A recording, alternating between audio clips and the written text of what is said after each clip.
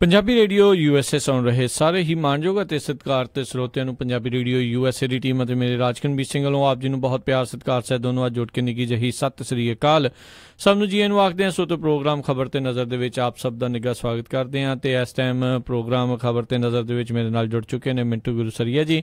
ਮਿੰਟੂ ਜੀ ਨਿੱਘੀ ਜੀ ਆਇਆਂ ਨੂੰ ਪਿਆਰ ਭਰੀ ਸਤਿ ਸ੍ਰੀ ਅਕਾਲ ਜੀ। ਜੀ ਸ਼ੁਕਰੀਆ ਜੀ, ਸਾਰਿਆਂ ਨੂੰ ਸਤਿ ਸ਼੍ਰੀ ਅਕਾਲ। ਸਾਡੇ ਅੱਜ ਦੇ ਪ੍ਰੋਗਰਾਮ ਖਬਰ ਤੇ ਨਜ਼ਰ ਉਸ ਨੂੰ ਸਪਾਂਸਰ ਕਰਦੇ ਨੇ ਖਾਲਸਾ ਇੰਸ਼ੋਰੈਂਸ ਏਜੰਸੀ ਵਾਲੇ, ਜਿਨ੍ਹਾਂ ਦੇ ਕੋਲੋਂ ਤੁਸੀਂ ਹਰ ਇੱਕ ਤਰੀਕੇ ਦੀ ਇੰਸ਼ੋਰੈਂਸ ਕਰਵਾ ਸਕਦੇ ਹੋ। ਇੰਸ਼ੋਰੈਂਸ ਬਾਰੇ ਪਤਾ ਕਰਨ ਲਈ ਕਾਲ ਕਰੋ। ਇਹਨਾਂ ਦਾ ਨੰਬਰ 4082722500। ਇਸ ਦੇ ਨਾਲ ਕ੍ਰਿਸ਼ਨ ਧਨੋਤਾ ਜੀ ਯੋਬਾ ਸਿਟੀ ਤੋਂ, ਗੁਰਵਿੰਦਰ ਸਿੰਘ ਅਵਤਾਰ ਸਿੰਘ ਚਾਂਦੀ ਆਰਨੋ ਐਕਸਪ੍ਰੈਸ ਵਾਲੇ ਕੋਚੈਲਾ ਤੋਂ, ਜੱਸੀ ਗਿੱਲ ਪਲੰਬਿੰਗ ਵਾਲੇ, ਲਾਲੀ ਸਿੱਧੂ ਜੀ, ਪ੍ਰੀਤਮ ਸਿੰਘ ਗਿੱਲ, ਤਲਵਿੰਦਰ ਸਿੰਘ ਗਿੱਲ ਸਾਰੇ ਜਣੇ ਬੇਕਰਸਫੀਲਡ ਤੋਂ, ਬਚਿੱਤਰ ਸਿੰਘ ਚਾਹਲ ਫਰੈਜ਼ਨੋ ਤੋਂ। ਇਹਨਾਂ ਸਾਰਿਆਂ ਦਾ ਬਹੁਤ ਬਹੁਤ ਧੰਨਵਾਦ। ਜੇਕਰ ਤੁਸੀਂ ਜਾਂ ਕੋਈ ਹੋਰ ਕਾਰੋਬਾਰ ਇਸ ਪ੍ਰੋਗਰਾਮ ਨੂੰ ਸਪਾਂਸਰ ਕਰਨਾ ਚਾਹੁੰਦੇ ਹੋ, ਸੰਪਰਕ ਕਰ ਸਕਦੇ ਹੋ 4087227698 ਦੇ ਉੱਤੇ, 4087227698 ਦੇ ਉੱਤੇ। ਮਿੰਟੂ ਗੁਰਸਰੀਆ ਜੀ, ਅੱਜ ਦੀ ਪਹਿਲੀ ਖਬਰ ਦੇ ਵੱਲ ਨਜ਼ਰ ਆਪਾਂ ਬਣਾਉਂਦੇ ਹਾਂ। ਭਾਰਤ ਵਿੱਚ ਸਿਆਸੀ ਪਾਰਟੀਆਂ ਦੀਆਂ ਕਹਿੰਦੇ ਸੰਪੱਤੀਆਂ ਦੇ ਵਿੱਚ ਅਥਾਹ ਵਾਧਾ ਹੋਇਆ, ਤੇ ਪਰ ਕਿਸੇ ਨੂੰ ਕੋਈ ਹੈਰਾਨੀ ਵੀ ਨਹੀਂ ਹੋਈ ਹੋਣੀ। ਬਿਲਕੁਲ, ਇੱਥੇ ਗਰੀਬ ਜਦੋਂ ਹੋਰ ਗਰੀਬ ਹੁੰਦਾ ਤਾਂ ਵੀ ਹੈਰਾਨੀ ਨਹੀਂ ਹੁੰਦੀ, ਜਦੋਂ ਅਮੀਰ ਹੋਰ ਅਮੀਰ ਹੁੰਦਾ ਉਦੋਂ ਵੀ ਹੈਰਾਨੀ ਨਹੀਂ ਹੁੰਦੀ ਜੀ। ਇਹ ਵਾਕਿਆ ਹੈਰਾਨ ਨਾ ਕਰਨ ਵਾਲੀ ਖਬਰ ਆ। ਸੋ ਇਹ ਜਿਹੜੀ ਪਾਰਟੀਆਂ ਦੀ ਆਮਦਨ ਵਧੀ ਆ, ਇਹ ਕਿੰਨੀ ਵਧੀ ਇਹ ਦੇਖ ਲੈਣਾ ਚਾਹੀਦਾ, ਤਾਂ ਕਿ ਹੋ ਸਕਦਾ ਕਿਤੇ ਕੱਲ ਨੂੰ ਇਹੋ ਵਾਧਾ ਜਿਹੜਾ ਉਹ ਕਿਸੇ ਹੋਰ ਨੂੰ ਵੀ ਮਿਲ ਜਾਵੇ, ਜਾਂ ਉਮੀਦ ਕਰ ਸਕੇ ਕਿ ਇਹੋ ਜਿਹੀ ਚਮਤਕਾਰੀ ਕਿਸਮਤ ਉਹਦੀ ਵੀ ਹੋ ਸਕਦੀ ਆ ਭਾਰਤ ਦੇ ਵਿੱਚ। ਹੁਣ ਦੇਖੋ, ਜਿਹੜਾ ਇੱਥੋਂ ਦਾ ਇੱਕ ਸੰਗਠਨ ਹੈ ਐਸੋਸੀਏਸ਼ਨ ਫਾਰ ਡੈਮੋਕ੍ਰੈਟਿਕ ਰਿਫਾਰਮ ਤੇ ਇਲੈਕਸ਼ਨ ਵਾਚ, ਉਹਨੇ ਜੋ ਇਹ ਆંકੜੇ ਪੇਸ਼ ਕੀਤੇ ਆ, ਕਿਉਂਕਿ ਉਹ ਅਧਿਕਾਰਤ ਆંકੜੇ ਚੱਕਦਾ ਔਰ ਸਮੇਂ-ਸਮੇਂ ਤੇ ਉਹ ਆંકੜੇ ਆ ਜਿਹੜੇ ਦੇਸ਼ ਦੇ ਸਾਹਮਣੇ ਰੱਖਦਾ ਕਿ ਆਹ ਦੇਖ ਲਓ, ਤੁਹਾਡੇ ਉੱਤੇ ਬੈਠੇ ਜਿਨ੍ਹਾਂ ਨੂੰ ਤੁਸੀਂ ਮਾਈ ਬਾਪ ਮੰਨਦੇ ਹੋ, ਜੋ ਅਸਲ ਦੇ ਵਿੱਚ ਤੁਹਾਡੇ ਸਰਵਿਸ ਪ੍ਰੋਵਾਈਡਰ ਆ, ਉਹ ਕਿੱਦਾਂ ਮਲਾਈਆਂ ਛਕਦੇ ਪਏ ਆ, ਕਿੱਦਾਂ ਹੱਥਾਂ ਨੂੰ ਥੁੱਕ ਲਾ ਕੇ ਮਲਾਈਆਂ ਚੱਕਦੇ ਪਏ ਆ। ਉਹਨਾਂ ਨੇ ਦੱਸਿਆ ਕਿ 2004 ਦੇ ਵਿੱਚ ਭਾਰਤੀ ਜਨਤਾ ਪਾਰਟੀ ਦੀ ਜਿਹੜੀ ਕੁੱਲ ਜਾਇਦਾਦ ਸੀਗੀ ਉਹ ਹੈਗੀ ਸੀ 122 ਕਰੋੜ 93 ਲੱਖ ਰੁਪਈਏ ਦੀ। ਤਾਂ 2004-05 ਤੋਂ ਬਾਅਦ 2015-16 ਆਉਂਦਿਆਂ ਤੱਕ ਇਹਨਾਂ ਦੀ ਉਹੀ ਜਾਇਦਾਦ 122 ਕਰੋੜ ਤੋਂ ਵੱਧ ਕੇ ਹੋ ਗਈ 893 ਕਰੋੜ 88 ਲੱਖ ਰੁਪਏ। ਯਾਨੀ ਇਹ ਇਨਕਰੀਜ਼ਮੈਂਟ ਹੋਈ ਉਹਨਾਂ ਦੀ 7 ਗੁਣਾ 11 ਸਾਲਾਂ ਦੇ ਵਿੱਚ। ਇਸੇ ਤਰ੍ਹਾਂ ਕਾਂਗਰਸ ਆਈ, ਵੈਸੇ ਤੇ ਹੁਣ ਕਾਂਗਰਸ ਗਈ ਵੀ ਹੋ ਗਈ ਹੈ ਕਿਉਂਕਿ ਸੱਤਾ 'ਚ ਚਲੇ ਗਈ ਹੈ। ਉਹ ਕਾਂਗਰਸ 167 ਕਰੋੜ ਰੁਪਈਏ ਦੀ ਮਾਲਕ ਸੀਗੀ, ਯਾਨੀ ਕਿ ਉਹਨਾਂ ਦੀ ਸੰਪੱਤੀ ਜਿਹੜੀ ਸੀਗੀ 2004-05 ਦੇ ਵਿੱਚ ਉਹ 167 ਕਰੋੜ ਰੁਪਈਏ ਸੀ। 11 ਸਾਲਾਂ ਦੇ ਦੌਰਾਨ ਉਹਨਾਂ ਦਾ ਜਿਹੜਾ ਇਹ ਜਾਇਦਾਦ ਦਾ ਵਾਧਾ ਸੀਗਾ, ਉਹਦੇ 'ਚ ਇਜ਼ਾਫਾ ਹੋ ਕੇ ਉਹ ਜਾਇਦਾਦ 167 ਕਰੋੜ ਤੋਂ ਬਣ ਗਈ 758 ਕਰੋੜ 79 ਲੱਖ ਰੁਪਏ ਦੀ। ਯਾਨੀ ਇਹਦੇ 'ਚ ਵੀ ਜੇ ਦੇਖੀਏ ਤੇ ਲਗਭਗ 4 ਗੁਣਾ ਵਾਧਾ ਹੋ ਜਾਂਦਾ। TMC ਤ੍ਰਿਣਮੂਲ ਕਾਂਗਰਸ ਜਿਹਨੂੰ ਕਹਿ ਦਿੰਦੇ ਆ, ਉਹ ਸਿਰਫ 25 ਲੱਖ ਦੀ ਮਾਲਕ ਸੀਗੀ ਪਾਰਟੀ। ਤੇ ਜਦੋਂ ਹੁਣ 2014-15 ਆਇਆ, ਉਦੋਂ ਤੱਕ ਉਹ ਬਣ ਗਏ ਮਾਲਕ 44 ਕਰੋੜ 99 ਲੱਖ, ਆਲਮੋਸਟ 45 ਕਰੋੜ। ਇਸੇ ਤਰ੍ਹਾਂ ਜੇ ਅੱਗੇ ਗੱਲ ਕਰੀਏ, ਜਿਹੜੇ ਸਰਮਾਏਦਾਰੀ ਦਾ ਵਿਰੋਧ ਕਰਦੇ ਖੱਬੇ ਪੱਖੀ ਕਾਮਰੇਡ, ਉਹਨਾਂ ਸਾਥੀਆਂ ਦੀ ਵੀ ਬੜੀ ਦੌਲਤ ਜਿਹੜੀ ਹੈ ਤਾਂ ਦੀ ਤਾਂ ਗਈ ਹੈ। ਉਹਨਾਂ ਦੀ ਜਿਹੜੀ ਸੰਪੱਤੀ 2004-05 ਦੇ ਵਿੱਚ ਸੀਗੀ ਉਹ ਹੈਗੀ ਸੀਗੀ 90.5 ਕਰੋੜ ਦੀ, ਤੇ ਇਹ 2015-16 ਆਉਂਦਿਆਂ ਤੱਕ ਵੱਧ ਕੇ ਹੋ ਗਈ 437 ਕਰੋੜ। ਇਹਨਾਂ ਦਾ ਵੀ ਇਨਕਲਾਬ ਜ਼ਿੰਦਾਬਾਦ ਹੋ ਗਿਆ। ਉਧਰ ਜਿਹੜਾ ਬਹੁਜਨ ਸਮਾਜ ਪਾਰਟੀ ਵਾਲਿਆਂ ਦਾ ਹਾਥੀ ਹੈ, ਉਹ ਤੇ ਕਮਾਲ ਹੀ ਕਰ ਗਿਆ, ਸਾਰਿਆਂ ਨੂੰ ਮਿੱਧਦਾ ਹੋਇਆ ਪੂਛਾ ਮਾਰਦਾ। ਉਹ ਤੇ 43 ਕਰੋੜ ਤੋਂ 559 ਕਰੋੜ ਤੇ ਚਲਾ ਗਿਆ। ਹਾਥੀ ਤੁਰਿਆ ਨਹੀਂ, ਯਾਨੀ ਹਾਥੀ ਉੱਡਿਆ, ਦੌੜਿਆ ਵੀ ਨਹੀਂ। 43 ਕਰੋੜ ਔਰ ਕਿੱਥੇ 559 ਕਰੋੜ। ਹਾਲੇ ਉਹ ਕਹਿੰਦੇ ਆ ਕਿ ਅਸੀਂ ਦਲਿਤਾਂ ਦੇ ਮਸੀਹ ਆ, ਬੋਲੋ ਦਲਿਤ ਏਕਤਾ ਜ਼ਿੰਦਾਬਾਦ, ਉਹ ਨਾਰਾ ਦਿੰਦੇ ਆ। ਇਹ ਦਲਿਤਾਂ ਦੇ ਲੀਡਰ ਆ। ਇੱਧਰ NCP ਹੈ ਜਿਹੜੀ, ਜਿਹਨੂੰ ਨੈਸ਼ਨਲ ਕਾਂਗਰਸ ਪਾਰਟੀ ਕਹਿ ਦਿੰਦੇ ਆ, ਉਹਦੀ ਆਮਦਨ ਜਿਹੜੀ ਸੀਗੀ ਉਸ ਸਮੇਂ ਜਾਂ ਜਾਇਦਾਦ ਸੀਗੀ ਜਿਹੜੀ, ਉਹ ਮਹਿਜ਼ 1 ਕਰੋੜ 60 ਲੱਖ ਰੁਪਏ ਦੀ ਸੀਗੀ। ਤੇ ਇਹਨਾਂ ਦਾ ਵੀ ਇਜ਼ਾਫਾ ਜਿਹੜਾ ਉਹ 14 ਗੁਣਾ ਹੋਇਆ, ਯਾਨੀ ਇਹ ਵੱਧ ਕੇ ਹੋ ਗਈ 14 ਕਰੋੜ 54 ਲੱਖ ਰੁਪਏ ਦੀ। ਸੋ ਤੁਸੀਂ ਆਪ ਹੀ ਅੰਦਾਜ਼ਾ ਲਾ ਲਓ ਕਿ ਇਹ ਵਾਧਾ ਇੰਨਾ ਵਾਧਾ ਪਿਆ। ਹੁਣ ਦੂਜੇ ਪਾਸੇ ਜੇ ਆਪਾਂ ਗੱਲ ਕਰੀਏ ਕਿ ਜਿਹੜੀ ਇੱਥੋਂ ਦੀ ਸਾਡੀ ਪ੍ਰਣਾਲੀ ਹੈ, ਜਿਹਨੇ ਸਾਰੀਆਂ ਚੀਜ਼ਾਂ ਵੇਖਣੀਆਂ ਉਹ ਕਿਸ ਤਰ੍ਹਾਂ ਕੰਮ ਕਰਦੀ ਹੈ, ਤੁਸੀਂ ਹੈਰਾਨ ਰਹੋਗੇ। ਜਿਹੜਾ ਸਾਡਾ ਚੋਣ ਕਮਿਸ਼ਨ ਹੈ ਉਹਦੀ ਵੈਬਸਾਈਟ ਤੇ ਇਹਨਾਂ ਪਾਰਟੀਆਂ ਦੇ ਪਿਛਲੇ 2 ਸਾਲਾਂ ਦੇ ਬਿਊਰੇ ਗਏ ਹੀ ਨਹੀਂ, ਪਹੁੰਚੇ ਨਹੀਂ। 2015-16 ਔਰ 16-17 ਇਹਨਾਂ 2 ਸਾਲਾਂ ਦੇ ਬਿਊਰੇ ਨਹੀਂ ਪਹੁੰਚੇ। ਔਰ ਕੁਛ ਪਾਰਟੀਆਂ ਨੇ ਬਿਊਰੇ ਦਿੱਤੇ ਆ, ਉਹਨਾਂ ਨੇ ਨਿਲ ਉਹ ਕਹਿੰਦੇ ਜਦੋਂ ਦੀ ਮੋਦੀ ਸਰਕਾਰ ਆਈ ਅਸੀਂ ਤੇ ਨਿਲ ਹੀ ਹੈ, ਸਾਡੇ ਖਾਤੇ ਨਿਲ ਹੀ ਆ। ਪਰ ਜਿਹੜੀਆਂ ਆਹ ਪਾਰਟੀਆਂ ਨੇ ਤਨਜ਼ੀਮਾਂ, ਜਿਹੜੀਆਂ ਅਸੀਂ ਮੇਨ ਸਟ੍ਰੀਮ ਤਨਜ਼ੀਮਾਂ ਕਹਿੰਦੇ ਆ, ਉਹ ਜਿੱਦਾਂ ਭਾਰਤੀ ਜਨਤਾ ਪਾਰਟੀ ਹੈ, ਕਾਂਗਰਸ ਆ, ਇਹਨਾਂ ਨੇ ਬਿਊਰੇ ਨਹੀਂ ਦਿੱਤੇ। 30 ਸਤੰਬਰ ਆਖਰੀ ਤਰੀਕ ਸੀ ਇਸ ਸਾਲ ਦੀ, ਇਹਨਾਂ ਨੇ ਕਿਸੇ ਨੇ ਬਿਊਰੇ ਨਹੀਂ ਦਿੱਤੇ ਹਾਲੇ ਤੱਕ, ਵੈਬਸਾਈਟ 'ਤੇ ਬਿਊਰੇ ਨਹੀਂ ਚੜੇ। ਪਰ ਸਾਡਾ ਚੋਣ ਕਮਿਸ਼ਨ ਇੰਨਾ ਭਲਾ ਮਾਨਸ ਆ, ਉਹਨੇ ਅਜੇ ਤੱਕ ਕਿਸੇ ਨੂੰ ਨੋਟਿਸ ਵੀ ਨਹੀਂ ਭੇਜਿਆ ਕਿ ਭਾਈ ਤੁਸੀਂ ਬਿਊਰੇ ਕਿਉਂ ਨਹੀਂ ਦਿੱਤੇ। ਅਸੀਂ ਪਾਕਿਸਤਾਨ ਨੂੰ ਰੋਂਦੇ ਹਾਂ ਕਿ ਪਾਕਿਸਤਾਨ ਬੜਾ ਦੇਸ਼ ਏਦਾਂ ਦਾ ਜੀ, ਬੜਾ ਦੇਸ਼ ਉੱਦਾਂ ਦਾ ਹੈ। ਉਹਨਾਂ ਦੇ ਵਿੱਚ ਕੀ ਹੋਇਆ? ਠੀਕ ਇਸੇ ਤਰ੍ਹਾਂ ਦੀ ਉਹਨਾਂ ਦੇ ਗੜਬੜ ਹੋਈ। ਉਹਨਾਂ ਨੇ ਇਸ ਤਰ੍ਹਾਂ ਬਿਊਰੇ ਮੰਗੇ ਸੀਗੇ ਕਿ ਆਪੋ ਆਪਣੀ ਜਾਇਦਾਦ ਦੇ ਬਿਊਰੇ ਦਿਓ, ਔਰ ਜਿਹੜੇ ਲੋਕ ਤੁਹਾਡੇ ਆਸ਼ਰਿਤ ਹੈ, ਮਤਲਬ ਕਿ ਤੁਹਾਡੀ ਕਮਾਈ ਤੇ ਪਲਣ ਵਾਲੇ ਆ, ਉਹਨਾਂ ਦੀ ਜਾਇਦਾਦ ਦੇ ਵੀ ਬਿਊਰੇ ਦਿਓ। ਜਿਨ੍ਹਾਂ ਨੇ ਉਹ ਤੈਅ ਤਰੀਕ ਤੱਕ ਬਿਊਰੇ ਪੇਸ਼ ਨਹੀਂ ਕੀਤੇ, ਉਹਨਾਂ ਨੇ ਉਹ ਸਾਰੇ ਮੈਂਬਰ ਪਾਰਲੀਮੈਂਟ ਝਟਕਾ ਦਿੱਤੇ ਆ, ਚਾਹੇ ਕੋਈ ਲੋਕਲ ਅਸੈਂਬਲੀ ਦਾ, ਚਾਹੇ ਕੋਈ ਪਾਰਲੀਮੈਂਟ ਦਾ, ਨੈਸ਼ਨਲ ਪਾਰਲੀਮੈਂਟ ਦਾ। ਉਹਨਾਂ ਨੇ ਅੱਜ ਸਾਰੇ ਝਟਕ ਦਿੱਤੇ ਆ। 260 ਦੇ ਕਰੀਬ ਉਹਨਾਂ ਨੇ ਜਿਹੜੇ ਅਸੈਂਬਲੀ ਤੇ ਜਿਹੜੇ ਹੁੰਦੇ ਵਿਧਾਨ ਸਭਾਵਾਂ ਜਿੱਦਾਂ ਹੁੰਦੀਆਂ ਰਾਜਾਂ ਦੀਆਂ, ਉਹ ਸਾਰੇ ਮੈਂਬਰ 260 ਵਿਧਾਇਕ ਹੈ ਜਿਹੜੇ ਉਹ ਚੱਕ ਕੇ ਉਹਨਾਂ ਨੇ ਵੜਾ ਮਾਰੇ ਆ, ਉਹਨਾਂ ਨੇ ਸਾਰੇ ਡਿਸਮਿਸ ਕਰਤੇ ਚੋਣ ਕਮਿਸ਼ਨ ਨੇ। ਸਾਡਾ ਚੋਣ ਕਮਿਸ਼ਨ ਕੀ ਹੈ? ਸਾਡਾ ਚੋਣ ਕਮਿਸ਼ਨ, ਉਹਦਾ ਕਮਿਸ਼ਨ ਦਾ ਕੰਮ ਤੇ ਮਿਸ਼ਨ ਇਹੋ ਹੀ ਆ, ਬਸ ਜਿਵੇਂ ਪਿੱਛੋਂ ਹੁਕਮ ਆ ਗਏ ਤੇ ਉਵੇਂ ਅੱਗੋਂ ਕਾਰ ਕਰ ਦਿੱਤੀ। ਇੱਥੇ ਥੋੜੀ ਜਿਹੀ ਸਖਤਾਈ ਕਰਨ ਦੀ ਜ਼ਰੂਰਤ ਆ। ਜਿੱਦਾਂ ਹੁਣ ਸਾਡੇ ਇੱਥੇ ਵੈਬਸਾਈਟ ਤੇ ਬਿਊਰੇ ਹੀ ਨਹੀਂ ਆ ਰਹੇ, ਕੋਈ ਅੱਗੇ ਇਸ ਤਰ੍ਹਾਂ ਦੀ ਕੋਈ ਸਖਤਾਈ ਨਹੀਂ। ਔਰ ਕਮਾਲ ਦੀ ਗੱਲ ਤੇ ਇਹ ਆ ਕਿ ਜਿਹੜੀਆਂ ਇਹ ਪਾਰਟੀਆਂ ਇਹ ਕਦੇ ਚਾਹੁੰਦੀਆਂ ਹੀ ਨਹੀਂ ਕਿ ਇਹਨਾਂ ਮਾਮਲਿਆਂ 'ਚ ਸੁਧਾਰ ਹੋਵੇ, ਸਖਤਾਈ ਹੋਵੇ। ਉਹ ਜਿਵੇਂ ਇੱਕ ਨਾ ਸਾਡੇ ਇੱਥੇ ਦਾ ਬਹੁਤ ਵੱਡਾ ਸ਼ਾਇਰ ਸੀਗਾ TN ਰਾਜਨ ਨੇ ਕਿਹਾ ਸੀਗਾ, ਜੋ ਜੇਬ ਕਾਟਣੀ ਹੋ ਤਾਂ ਆਪਣਾ ਬਲੇਡ ਰੱਖ, ਨਾਈ ਸੀ ਉਸਕੇ ਕੰਮ ਕਾ ਤੂੰ ਉਸ ਤਰ੍ਹਾਂ ਨਾ ਮੰਗ। ਇੱਕ ਦੂਜੇ ਨੂੰ ਇਹੀ ਗੱਲ ਕਹਿੰਦੇ ਆ ਕਿ ਤੂੰ ਜੋ ਮਰਜ਼ੀ ਕਰੀ ਜਾ, ਤੂੰ ਸਾਡੇ ਤੋਂ ਉਸ ਤਰ੍ਹਾਂ ਨਾ ਮੰਗ, ਅਸੀਂ ਆਪਦੇ ਉਸਤਰੇ ਨਾਲ ਉਹਨਾਂ ਲਾਈ ਜਾਂਦੇ ਆ, ਤੂੰ ਆਪਦੇ ਉਸਤਰੇ ਨਾਲ। ਯਾਨੀ ਇਸ ਮਾਮਲੇ 'ਚ ਸਾਰੇ ਰਲ ਜਾਂਦੇ ਆ। ਇਹਨਾਂ ਸੁਧਾਰਾਂ ਨੂੰ ਕੌਣ ਲਾਗੂ ਕਰੂਗਾ ਸਮਝ ਤੋਂ ਪਰੇ ਆ। ਪਰ ਲੋਕ ਹੈਰਾਨ ਆ ਜਿਸ ਤਰੀਕੇ ਨਾਲ ਇਹਨਾਂ ਦੀਆਂ ਜਾਇਦਾਦਾਂ ਵਧਦੀਆਂ ਪਈਆਂ, ਉਹ ਲੋਕਾਂ ਦੀਆਂ ਕਿਉਂ ਨਹੀਂ ਵਧਦੀਆਂ ਪਈਆਂ? ਤਾਂ ਇਹਦਾ ਜਵਾਬ ਇਹੋ ਹੀ ਆ, ਕਿਉਂਕਿ ਉਹ ਜਿਹੜੀਆਂ ਭੇਡਾਂ ਹੁੰਦੀਆਂ ਉਹਨਾਂ ਦੀ ਕਿਸਮਤ 'ਚ ਉਹਨਾਂ ਲਹਾਉਣੀ ਹੁੰਦੀ ਆ, ਉਹਨੇ ਜਮ੍ਹਾਂ ਕਰਨੀ ਨਹੀਂ ਹੁੰਦੀ। ਵਾਕਿਆ ਸਹੀ ਗੱਲ ਮਿੰਟੋ ਜੀ। ਅਗਲੀ ਜਿਹੜੀ ਆਪਾਂ ਗੱਲ ਕਰੀਏ, ਸੂਬੇ ਵਿੱਚ RSS ਦੇ ਇੱਕ ਹੋਰ ਆਗੂ ਦੀ ਦਿਨ ਦਿਹਾੜੇ ਜਿਹੜੀ ਆ ਕਤਲ। ਦੇਖੋ ਬੜੀ ਮਾੜੀ ਘਟਨਾ ਵਾਪਰੀ ਆ, ਬਹੁਤ ਮੰਦਭਾਗੀ ਘਟਨਾ ਵਾਪਰੀ ਔਰ ਚਿੱਟੇ ਦਿਨ ਵਾਪਰੀ ਹੈ। ਸਭ ਤੋਂ ਵੱਡੀ ਗੱਲ ਆ ਅਸਲ ਦੇ ਵਿੱਚ ਕੀ ਆ ਕਿ ਜਿਹੜੇ ਰਵਿੰਦਰ ਗੋਸਾਈ ਸੀਗੇ ਉਹ RSS ਦੇ ਪੱਕੇ ਮੈਂਬਰ ਸੀ, ਬਹੁਤ ਲੰਬੇ ਸਮੇਂ ਤੋਂ RSS ਨਾਲ ਜੁੜੇ ਸਨ। ਉਹ ਸ਼ਾਖਾ ਦੇ ਵਿੱਚ ਰੋਜ਼ਾਨਾ ਜਾਂਦੇ, ਜੋ ਇਹਨਾਂ ਦਾ ਕਾਰ ਵਿਹਾਰ ਹੁੰਦਾ ਉਹ ਸਾਰਾ ਕਾਰ ਵਿਹਾਰ ਨਿਪਟਾ ਕੇ ਤੇ ਘਰੇ ਆ ਕੇ ਆਪਣੇ ਘਰ ਤੋਂ ਬਾਹਰ ਕੁੱਤਿਆਂ ਨੂੰ ਦੁੱਧ ਪਿਲਾ ਰਹੇ ਸੀਗੇ। 2 ਹਮਲਾਵਰ ਆਏ, ਮੂੰਹ ਉਹਨਾਂ ਨੇ ਲਪੇਟੇ ਸੀਗੇ, ਮੋਟਰਸਾਈਕਲਾਂ ਤੇ ਆ ਕੇ ਉਹਨਾਂ ਨੇ ਗੋਲੀਆਂ ਚਲਾ ਦਿੱਤੀਆਂ ਔਰ ਆਪਣਾ ਉਹ ਟਾਰਗੇਟ ਫੁੰਡ ਕੇ ਆਰਾਮ ਦੇ ਨਾਲ ਨਿਕਲ ਗਏ। ਖੁਸ਼ਕਿਸਮਤੀ ਇਸ ਮਾਮਲੇ 'ਚ ਇਹ ਰਹੀ ਕਿ ਗੋਸਾਈ ਸਾਹਿਬ ਦੇ ਉੱਤੇ ਮਾਰੇ ਗਏ, ਉਹਨਾਂ ਦੀ 3 ਸਾਲ ਦੀ ਪੋਤੀ ਨਾਲ ਸੀਗੀ, ਉਹ ਪੋਤੀ ਬਚ ਗਏ। ਜੇ ਉਹ ਬੱਚੀ ਵੀ ਮਰ ਜਾਂਦੀ ਤੇ ਕੀ ਕਿਸੇ ਨੇ ਕੁਛ ਕਰ ਲੈਣਾ ਸੀਗਾ? ਪਰ ਉਹ ਜੇ ਪੋਤੀ ਉਸ ਘਟਨਾ ਨੂੰ ਯਾਦ ਕਰੇਗੀ ਤਾਂ ਮੇਰੇ ਖਿਆਲ ਦੇ ਨਾਲ, ਵੈਸੇ ਨਾ ਹੀ ਯਾਦ ਰੱਖੇ ਤੇ ਚੰਗੀ ਗੱਲ ਆ, ਜੇ ਉਹਨੂੰ ਯਾਦ ਰਹਿ ਗਈ ਉਹ ਤੇ ਸਾਰੀ ਜ਼ਿੰਦਗੀ ਤੜਫਦੀ ਰਹੇਗੀ ਜੋ ਉੱਥੇ ਵਾਪਰਿਆ। 2 ਗੋਲੀਆਂ ਮਾਰੀਆਂ, ਗੋਲੀਆਂ ਮਾਰਨ ਤੋਂ ਬਾਅਦ ਉਹ ਭੱਜ ਗਏ। ਕਾਤਲ ਹਾਲੇ ਤੱਕ ਲੱਭੇ ਨਹੀਂ। ਰਾਜਨਾਥ ਸਿੰਘ ਇੱਥੇ ਆਇਆ ਸੀਗਾ ਅੱਜ ਸੈਣੀ ਵਾਲੇ, ਉਹਨੇ ਕੈਪਟਨ ਅਮਰਿੰਦਰ ਸਿੰਘ ਦੇ ਕੰਨ ਚ ਆਖਿਆ, ਨੇ ਕਿਹਾ ਗੱਲ ਚੰਗੀ ਨਹੀਂ। ਇੱਕ ਜਗਦੀਸ਼ ਗਗਨੇਜੇ ਦਾ ਕਤਲ ਹੋ ਗਿਆ, ਹਾਲੇ ਤੱਕ ਉਹ ਨਹੀਂ ਲੱਭਾ। ਦੂਸਰਾ ਸਾਡਾ ਆਗੂ ਮਾਰਿਆ ਗਿਆ, ਇਹ ਕੰਮ ਬੰਦ ਕਰੋ। ਹੁਣ ਦੂਜੇ ਪਾਸੇ ਜਿਹੜੀਆਂ ਇੱਥੋਂ ਦੀਆਂ ਸਿਆਸੀ ਤਨਜ਼ੀਮਾਂ ਨੇ ਲੋਕਲ ਪੰਜਾਬ ਦੀਆਂ, ਉਹ ਸਾਰੇ ਇਸ ਮਾਮਲੇ ਦੀ ਨਿੰਦਿਆ ਕਰਦੇ ਪਏ ਆ। ਸੁਖਪਾਲ ਸਿੰਘ ਖਹਿਰਾ ਨੇ ਪਿਛਲੀ ਵਾਰੀ ਪਾਦਰੀ ਦਾ ਜਿਹੜਾ ਕਤਲ ਸੀ ਉਹ ਤੇ ਝੱਟ ਜੋੜ ਦਿੱਤਾ ਸੀ RSS ਨਾਲ, ਪਰ ਐਤਕੀ ਥੋੜਾ ਜਿਹਾ ਸੰਭਲ ਗਿਆ ਕਿਉਂਕਿ ਪਿਛਲੀ ਵਾਰੀ ਦਾ ਬਿਆਨ ਜਿਹੜਾ ਉਹਦੇ ਗੱਲ ਦੇ ਵਿੱਚ ਪਿਆ ਆਹ ਬਣ ਕੇ।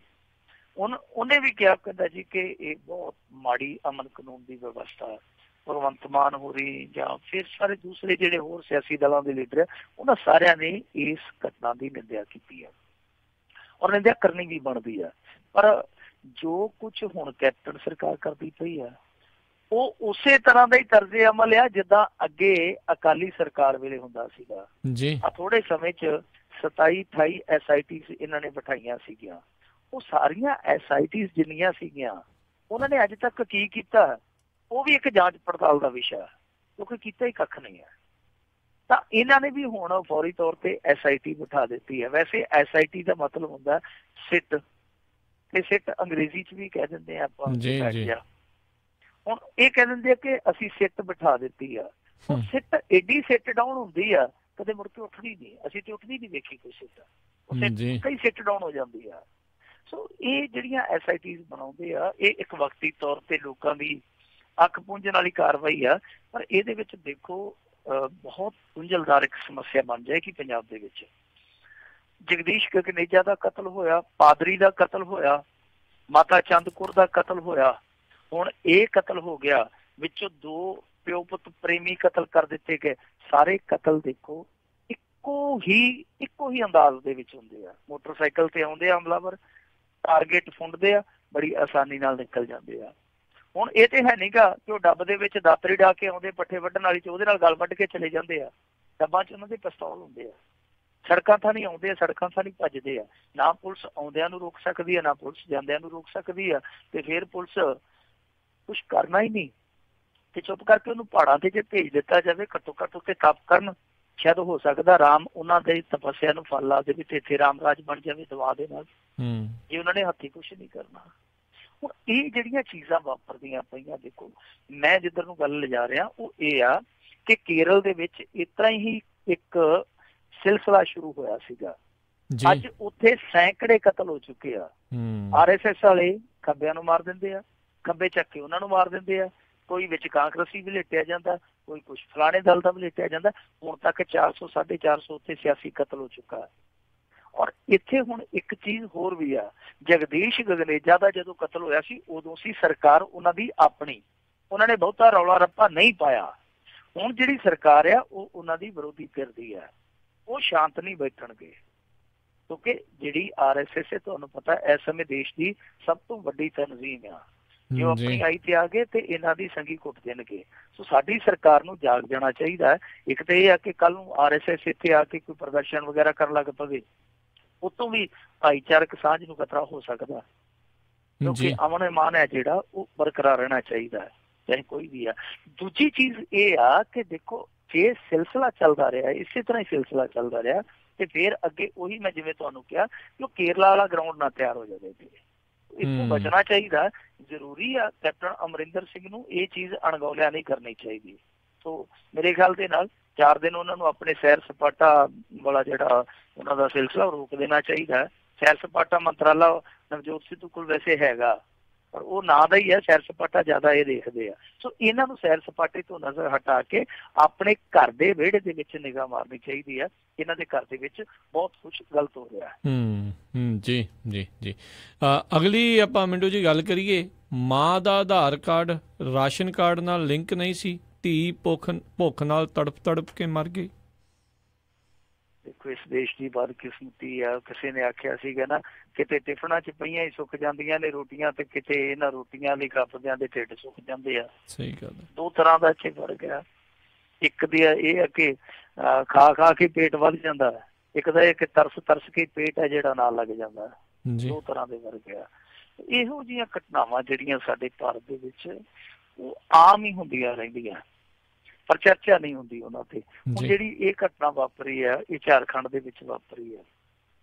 ਝਾਰਖੰਡ ਦੇ ਵਿੱਚ ਇੱਕ ਬੀਬੀ ਸੀਗੀ, ਉਹਦਾ ਪਰਿਵਾਰ ਪੂਰੀ ਤਰ੍ਹਾਂ ਨਿਰਭਰ ਸੀਗਾ ਜਿਹੜੀ ਜਨਤਕ ਵੰਡ ਪ੍ਰਣਾਲੀ ਰਾਹੀਂ ਦਾਲ ਰੋਟੀ ਆਉਂਦੀ ਹੈ ਉਹਦੇ ਤੇ, ਅਨਾਜ ਆਉਂਦਾ, ਜਾਨੀ ਕਹਿਣ ਦਾ ਭਾਵ ਆ।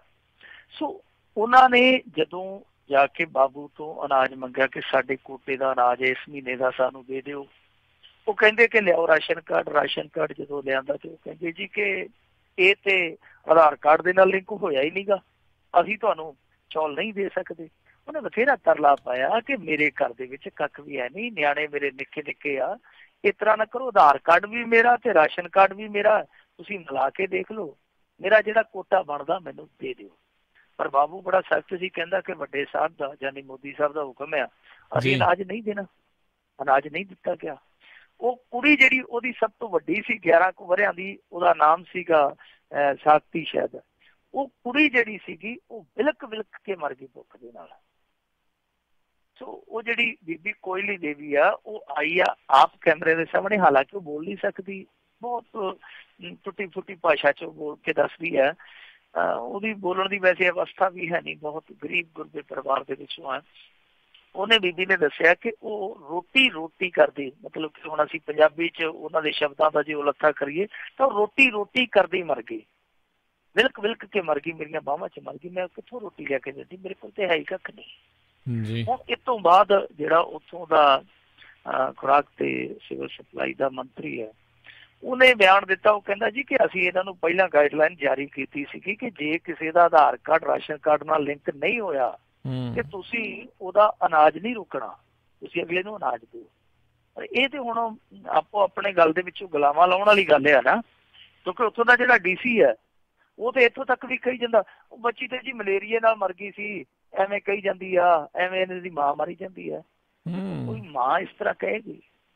ਕਿਸੇ ਦੀ ਬੱਚੀ ਮਰ ਜਾਣੇ ਆ, ਉਹ ਸਰਕਾਰ ਤੇ ਕਿਉਂ ਥੋਪੇਗੀ? ਜੇ ਉਹਦੀ ਬੱਚੀ ਭੁੱਖ ਨਾਲ ਮਰੀ ਹੈ ਤਾਂ ਹੀ ਕਹਿ ਰਹੀ ਹੈ, ਜੇ ਉਸ ਪਿੰਡ ਦੇ ਵਿੱਚ ਇਸ ਤਰ੍ਹਾਂ ਦੀ ਮੌਤ ਹੋਈ ਹੈ ਤਾਂ ਹੀ ਸਾਰਾ ਪਿੰਡ ਕਹਿਣ ਡਿਆ ਨਾ ਕਿ ਬੱਚੀ ਭੁੱਖ ਨਾਲ ਵਿਲਕ ਵਿਲਕ ਕੇ ਮਰੀ ਹੈ। ਔਰ ਕਿਹੜਾ ਭਾਰਤ ਦੇ ਵਿੱਚ ਪਹਿਲੀ ਮੌਤ ਹੋਈ ਆ ਕਿ ਜਿਹੜੀ ਬਹੁਤ ਅਲੋਕਾਰੀ ਗੱਲ ਮੰਨੀ ਜਾਵੇ, ਇੱਥੇ ਤੇ ਲੱਖਾਂ ਹਜ਼ਾਰਾਂ ਬੱਚੇ ਜਿਹੜੇ ਕੁਪੋਸ਼ਣ ਕੋਲੋਂ ਮਰ ਜਾਂਦੇ ਆ, ਕੁਪੋਸ਼ਣ ਨਾਲ ਮਰ ਜਾਂਦੇ ਆ, ਭੁੱਖਮਰੀ ਤੋਂ ਮਰ ਜਾਂਦੇ ਆ, ਦਵਾਈਆਂ ਦੀ ਥੁੜ ਤੋਂ ਮਰ ਜਾਂਦੇ ਆ। ਦੁਨੀਆ ਦੇ ਵਿੱਚ ਸਭ ਤੋਂ ਜ਼ਿਆਦਾ ਬੱਚੇ ਭਾਰਤ 'ਚ ਮਰਦੇ ਆ, ਨਾਈਜੀਰੀਆ 'ਚ ਦੂਜਾ ਨੰਬਰ ਆ। ਕੁਪੋਸ਼ਣ ਸਭ ਤੋਂ ਜ਼ਿਆਦਾ ਸਾਡੇ ਕੋਲ ਆ, ਗਰੀਬੀ ਸਭ ਤੋਂ ਜ਼ਿਆਦਾ ਸਾਡੇ ਕੋਲ ਆ। ਇਹ ਕੋਈ ਅਲੋਕਾਰੀ ਗੱਲ ਤੇ ਹੈ ਨਹੀਂ, ਉਹਨੇ ਕੋਈ ਬਹੁਤ ਅਲੋਕਾਰੀ ਗੱਲ ਕਰ ਦਿੱਤੀ, ਜੱਗੋਂ 13ਵੀਂ ਗੱਲ ਕਰ ਦਿੱਤੀ ਹੈ ਜਿਹੜੀ ਮੰਨਣ 'ਚ ਨਹੀਂ ਆਉਂਦੀ। ਹੁਣ ਚਲੋ DC ਸਾਹਿਬ ਨੇ ਆਪਣੀ ਗੱਲ ਬਚਾਉਣੀ ਆ, ਹੋ ਸਕਦਾ ਬਚ ਵੀ ਜਾਵੇ, ਉਸ ਗਰੀਬ ਨੂੰ, ਉਸ ਟੱਬਰ ਨੂੰ 50,000 ਰੁਪਇਆ ਦੇ ਦੇਣ, ਉਹਨਾਂ ਨੇ ਆਖਣਾ ਮਲੇਰੀਆ ਛੱਡ ਕੇ ਭਾਵੇਂ TB ਲਿਖ ਦਿਓ, ਬੱਚੀ ਨੂੰ ਸਾਨੂੰ ਕੀ ਆ, ਚਲੋ ਇਹਨੇ ਨਾਲ ਦੂਜੇ ਬੱਚੇ ਤੇ ਸਾਡੇ ਬਚ ਜਾਣਗੇ। ਨਹੀਂ ਤਾਂ ਹੋ ਸਕਦਾ ਕੱਲ ਨੂੰ ਉਹ ਵੀ ਭੁੱਖ ਨਾਲ ਬਿਲਕ ਬਿਲਕ ਕੇ ਮਰ ਜਾਣ। ਪਰ ਇਹ ਅਸਲ ਦੇ ਵਿੱਚ ਬੱਚੀ ਹੈ ਜਿਹੜੀ ਉਹ ਡਿਜੀਟਲ ਇੰਡੀਆ ਦੀ ਬਲੀ ਚੜ ਗਈ। ਡਿਜੀਟਲ ਇੰਡੀਆ ਇਹ ਬਣਾਉਣ ਤੁਰੇ ਆ, ਪਰ ਡਿਜੀਟਲ ਇੰਡੀਆ ਡਿੱਗੀ ਚੱਲ ਇੰਡੀਆ ਬਣੀ ਜਾਂਦਾ। ਇਹ ਜਨਤਕ ਵੰਡ ਪ੍ਰਣਾਲੀ ਦੇ ਵਿੱਚ ਜਿਹੜਾ ਆਧਾਰ ਕਾਰਡ ਲਾਗੂ ਕੀਤਾ ਗਿਆ, ਸੁਪਰੀਮ ਕੋਰਟ ਨੇ ਹਾਲੇ ਤੱਕ ਇਹਦੇ ਤੇ ਕੋਈ ਅੰਤਲਾ ਫੈਸਲਾ ਨਹੀਂ ਦਿੱਤਾ। ਪਰ ਫਿਰ ਵੀ ਬਾਵਜੂਦ ਇਸ ਤਰ੍ਹਾਂ ਦੀਆਂ ਸ਼ਿਕਾਇਤਾਂ ਦਾ ਆਉਣਾ ਬਹੁਤ ਮੰਦਭਾਗਾ, ਬੜੀ ਮਾੜੀ ਗੱਲ ਆ। ਪਰ ਇਸ ਤੋਂ ਵੀ ਜ਼ਿਆਦਾ ਮਾੜੀ ਗੱਲ ਇਹ ਆ ਕਿ ਸਾਡੇ ਦੇਸ਼ ਦੇ ਵਿੱਚ 2015 ਤੋਂ ਲੈ ਕੇ 17 ਤੱਕ 11,899 ਟਨ ਅਨਾਜ ਸੜ ਗਿਆ। ਜੇ ਆਪਾਂ ਇਹਨੂੰ ਗਿਣੀਏ ਕਿਲੋਆਂ ਦੇ ਵਿੱਚ ਤੇ ਮੇਰੇ ਖਿਆਲ ਦੇ ਨਾਲ ਲਗਭਗ 2 ਕਰੋੜ ਕਿਲੋ ਬਣ ਜਾਣਾ। ਸੋ ਇੰਨਾ ਅਨਾਜ FCI ਦਾ ਇਕੱਲੇ ਦਾ 2 ਸਾਲਾਂ 'ਚ ਸੜ ਗਿਆ। ਜੇ ਅਸੀਂ ਪੂਰੇ ਇੰਡੀਆ 'ਚ ਦੇਖੀਏ ਤੇ ਬਹੁਤ ਵੱਡੀ ਤਾਦਾਦ ਦੇ ਵਿੱਚ ਹੁਣ ਵੀ ਮੇਰੇ ਖਿਆਲ ਦੇ ਨਾਲ 8-10 ਸਾਲਾਂ 'ਚ ਘੱਟੋ ਘੱਟ 50 ਲੱਖ ਟਨ ਤੋਂ ਜ਼ਿਆਦਾ ਅਨਾਜ ਸੜ ਚੁੱਕਾ ਹੋਵੇਗਾ ਸਾਡੇ ਇੱਥੇ। ਜਦੋਂ ਇੰਨਾ ਅਨਾਜ ਸਾਡੇ ਕੋਲ ਹੈ ਤਾਂ ਕਿਉਂ ਸਾੜਿਆ ਜਾਂਦਾ? ਇਹਦਾ ਜੇ ਜਵਾਬ ਲੱਭਣਾ ਹੋਵੇ ਕਿ ਇੱਥੇ ਵੀ ਮਾੜੀਆਂ ਨੀਤਾਂ ਹੀ ਕੰਮ ਕਰਦੀਆਂ। ਅਨਾਜ ਨੂੰ ਜਾਣ ਬੁੱਝ ਕੇ ਸਾੜਿਆ ਜਾਂਦਾ, ਫਿਰ ਉਸ ਸੜੇ ਹੋਏ ਅਨਾਜ ਨੂੰ ਸ਼ਰਾਬ ਜਿਹੜੀਆਂ ਡਿਸਟਿਲਰੀਆਂ, ਸ਼ਰਾਬ ਦੀਆਂ ਜਿਹੜੀਆਂ ਫੈਕਟਰੀਆਂ, ਉਹਨਾਂ ਨੂੰ ਸਪਲਾਈ ਕੀਤਾ ਜਾਂਦਾ, ਵਿੱਚੋਂ ਕਮਿਸ਼ਨ ਖਾਧਾ ਜਾਂਦਾ, ਜਾਂ ਸਿੱਧੀ ਭਾਸ਼ਾ 'ਚ ਕਹਿ ਲਓ ਕਿ ਦਲਾਲੀ ਖਾਧੀ ਜਾਂਦੀ ਹੈ। ਔਰ ਦਲਾਲੀ ਕੌਣ ਖਾਂਦੇ ਆ ਇਹ ਦੱਸਣ ਦੀ ਜ਼ਰੂਰਤ ਨਹੀਂ ਪੰਜਾਬੀਆਂ ਨੂੰ। ਸੋ ਇਹ ਸਾਰੀਆਂ ਚੀਜ਼ਾਂ ਜਿਹੜੀਆਂ ਵਾਪਰਦੀਆਂ ਇਸ ਦੇਸ਼ ਦੇ ਵਿੱਚ, ਇਹ ਇੱਕ ਉਸ ਤੋਂ ਵੀ ਵੱਡੀ ਸ਼ਰਮ ਆ ਕਿ ਇੱਕ ਪਾਸੇ ਅਨਾਜ ਭੰਡਾਰਾਂ 'ਚ ਸੜਦਾ ਪਿਆ, ਦੂਜੇ ਪਾਸੇ ਭੁੱਖ ਦੇ ਖੰਜਰ ਦੇ ਨਾਲ ਗਰੀਬ ਮਰਦਾ ਪਿਆ। ਇਹਦੇ ਵਿੱਚ ਕਸੂਰ ਕਿਸ ਦਾ ਹੈ? ਸਿੱਧੇ ਤੌਰ ਤੇ ਅਸੀਂ ਕਹਿ ਸਕਦੇ ਹਾਂ ਕਿ ਇਹ ਜਿਹੜੇ ਬੱਚੇ ਮਰਦੇ ਪਏ ਆ, ਇਹ ਬੱਚੇ ਕਰਤਾਰ ਦੀ ਮਰਜ਼ੀ ਨਾਲ ਨਹੀਂ ਮਰਦੇ ਪਏ। ਮਤੇ ਕੋਈ ਕਵੇ ਕਿ ਰੱਬ ਨੇ ਮਾਰਿਆ, ਮੌਤ ਨੇ ਮਾਰਿਆ, ਨਹੀਂ, ਇਹਨਾਂ ਬੱਚਿਆਂ ਨੂੰ ਇਸ ਦੇਸ਼ ਦੇ ਪ੍ਰਬੰਧ ਨੇ ਮਾਰਿਆ। ਔਰ ਇਸ ਦੇਸ਼ ਦਾ ਜਿਹੜਾ ਪ੍ਰਬੰਧ ਚਲਾਉਂਦਾ ਪਿਆ ਇਸ ਸਮੇਂ, ਉਸ ਬੰਦੇ ਨੂੰ ਇਹੋ ਜਿਹੀਆਂ ਮੌਤਾਂ ਦਾ ਕੋਈ ਫਿਕਰ ਹੀ ਨਹੀਂ। ਉਹਨੂੰ ਫਿਕਰ ਆ ਕਿ ਫਲਾਣੀ ਥਾਂ ਤੇ ਉਦਘਾਟਨ ਕਰਨਾ, ਫਲਾਣੀ ਥਾਂ ਤੇ ਮੈਂ ਟਵੀਟ ਕਰਨਾ। ਸੋ ਇਹਨਾਂ ਚੀਜ਼ਾਂ ਤੋਂ ਉਹਨੂੰ ਵੇਲ ਨਹੀਂ, ਇਸ ਪਾਸੇ ਧਿਆਨ ਦੇਣਾ ਚਾਹੀਦਾ ਜੀ। ਲਓ ਉਸੇ ਦੀ ਆਪਾਂ ਅਗਲੀ ਖਬਰ ਗੱਲ ਕਰ ਲੈਂਦੇ ਹਾਂ। ਕਹਿੰਦੇ ਵੀ ਮੋਦੀ ਦਾ ਜਿਹੜਾ ਉਦਘਾਟਨ ਇੱਕ ਵਾਰੀ ਫੇਰ ਭਾਜਪਾ ਦੇ ਲਈ ਨਮੋਸ਼ੀ ਬਣਿਆ। ਉਦਘਾਟਨ ਵਾਲੀ ਗੱਲ ਕਰਦੇ ਪਏ ਆ ਤੇ ਉਦਘਾਟਨ ਵਾਕਿਆ ਇਹਨਾਂ ਲਈ ਨਮੋਸ਼ੀ ਬਣ ਜਾਂਦੇ ਕਈ ਵਾਰੀ ਜੀ। ਸਾਡਾ ਜਿਹੜਾ ਪ੍ਰਧਾਨ ਮੰਤਰੀ ਆ ਉਹ ਇੰਨਾ ਜ਼ਿਆਦਾ ਸੁਰੱਖਿਆ 'ਚ ਰਹਿਣ ਦਾ ਆਦੀ ਹੋ ਚੁੱਕਾ ਜੀ। ਤੁਸੀਂ ਇਹ ਸੋਚੋ ਕਿ ਜੇ ਪ੍ਰਧਾਨ ਮੰਤਰੀ ਨਾ ਰਿਹਾ ਤੇ ਮੇਰੇ ਖਿਆਲ ਦੇ ਨਾਲ ਉਸ ਸੂਰਤ ਦੇ ਵਿੱਚ ਕੀ ਹੋਊਗਾ। ਲੱਗਦਾ ਹੈ ਕਿ 5-7 ਅਖਬਾਰ ਉਹਨੇ ਆਪਣੇ ਚਾਲੂ ਕਰ ਲੈਣੇ ਆ ਕਿ ਚਲੋ ਘੱਟੋ ਘੱਟ ਆਪਣੇ ਅਖਬਾਰਾਂ ਦੇ ਵਿੱਚ ਤੇ ਸ਼ਬਦ ਰਹੂਗਾ ਜੀ। ਦੇਖੋ ਸਾਡਾ ਪ੍ਰਧਾਨ ਮੰਤਰੀ ਕਰਦਾ ਕੀ ਹੈ, ਬ੍ਰਹਮਪੁੱਤਰ ਤੇ ਇੱਕ ਬਹੁਤ ਵੱਡਾ ਪੁਲ ਬਣਾਇਆ ਗਿਆ ਜੀ। ਇਹਨੇ ਪ੍ਰਚਾਰ ਕੀਤਾ, ਦੇਖੋ ਜੀ ਆਹ ਕਰ ਦਿੱਤਾ, ਉਹ ਕਰ ਦਿੱਤਾ।